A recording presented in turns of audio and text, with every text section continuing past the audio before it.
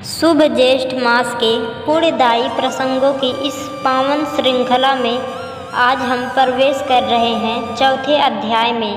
यह अध्याय हमें न केवल धर्म का करुणा का मार्ग दिखाता है बल्कि ईश्वर की अदृश्य लीला को समझाने में भी सहायक होता है। पूर्व अध्यायों में हमने देखा कि किस प्रकार राजा धर्मध्वज की तपस्या और रानी सूर्यलेखा की आस्था से उन्हें संतान सुख की प्राप्ति हुई।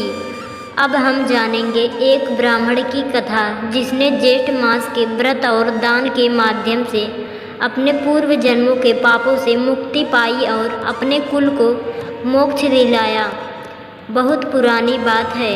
कौशाम्बी नामक नगर में सुधर्मा नामक ब्राह्मण अपने परिवार सहित निवास करता था।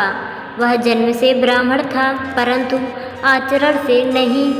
दिन भर झूठ, धोखा, छल कपट और पाखंड में लिप्त रहता। दूसरों के धन और स्त्रियों की लालसा में उसका जीवन बीत रहा था। उसका भोजन, व्यवहार और जीवन शैली अधर्म से भरपूर थी। वह मंदिर के पास से भी निकलते समय हंसी उड़ाता। यह सब व्यर्थ है, भगवान कुछ नहीं होते। उसकी पत्नी अनसुईया अत्यंत धर्मपरायण और पतिव्रता नारी थी। वह पति के अधर्म से दुखी होकर भी उसे धर्म की ओर मोड़ने का निरंतर प्रयास करती। प्रतिदिन तुलसी पूजा, व्रत और एक समय भोजन का नियम उसका था। वह अपने बच्चों को भी ईश्वर की महिमा सुनाया करती थी। एक दिन अनसुईया ने अपने पति से कहा, स्वामी जेठ मास आरंभ हो गया है। इस मास में भगवान विष्णु की उपासना और जल दान करने से अनंत पुण्य मिलता है। क्यों न हम भी इस बार तप करें। सुधर्मा हंस पड़ा, तुम नारियों की बातें और तुम्हारे व्रत, क्या इनसे जीवन चलता है? अरे मेहनत करो, पैसा कमाओ, वही भगवान है। अनसुईया शांत रही। वह जानती थी कि जब तक मनुष्य स्वयं अपने जीवन में किसी भारी संकट या चमत्कार को न देखे तब तक उसका हृदय धर्म की ओर नहीं मुड़ता।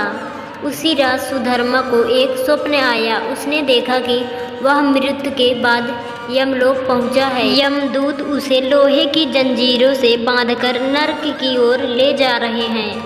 मार्ग में वह बार बार चिल्लाता है, मैं ब्राह्मण हूँ, मुझे मत ले जाओ। लेकिन यमदूत ठहाका लगाते हैं, ब्राह्मण तो वह होता है जो आचरण से ब्राह्मण हो।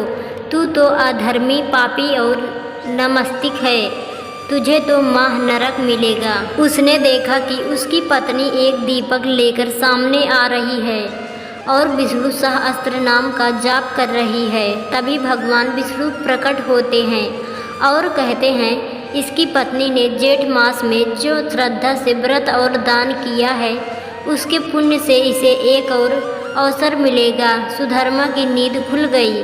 वह पसीने से तर था। उसकी सांसें तेज थी। पहली बार जीवन में उसने भगवान के अस्तित्व को अनुभव किया।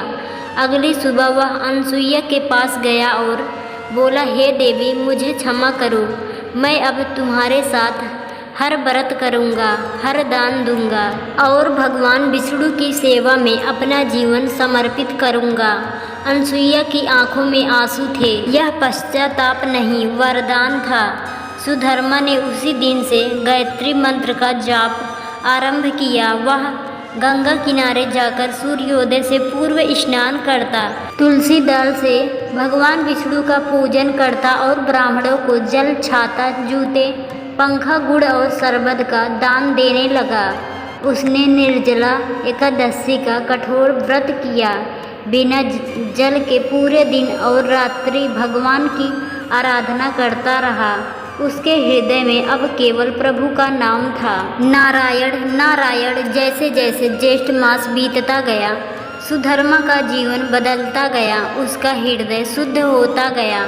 अब लोग उसे आदर से देखते थे। नगरवासी कहते, देखो यह वही सुधर्मा है, इसे क्या चमत्कार हुआ है।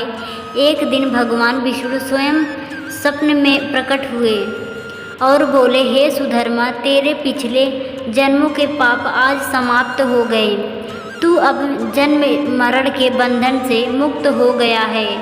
तेरा कुल भी अब पवित्र होगा और 7 पीढ़ियां स्वर्ग में निवास करेंगी। हे भक्तों, इस कथा से हमें यह शिक्षा मिलती है कि ज्येष्ठ मास केवल पवित्रता का प्रतीक नहीं बल्कि यह परिवर्तन और मोक्ष का मास है। यह वह समय है जब सूरज अपने चरम पर होता है और तप की परीक्षा लेता है। इस तप में जो जल का दान करता है वह जीवन दान करता है, जो छाया देता है वह शरण देता है। विशेष ज्येष्ठ महत्वपूर्ण कार्य करना चाहिए। जलदान में प्याऊ लगवाना, प्यासों को पानी पिलाना, छाया दान करें जैसे कि वृक्षरोपण, छाते या पंखों का दान करें। निर्जला एकादशी में बिना जल के उपवास रखकर भगवान विष्णु की आराधना करें। मानसिक शुद्धि और मोक्ष प्राप्ति हेतु विष्णु सहस्त्र नाम पाठ करें।